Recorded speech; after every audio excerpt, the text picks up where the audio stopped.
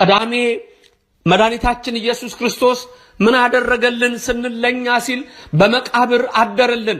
ምን ማለት ነው? ቀዳሜ ስዑር፣ ቀዳሚት ስዑር ማለት ሞት የተሻረባት ዕለት ማለት ነው።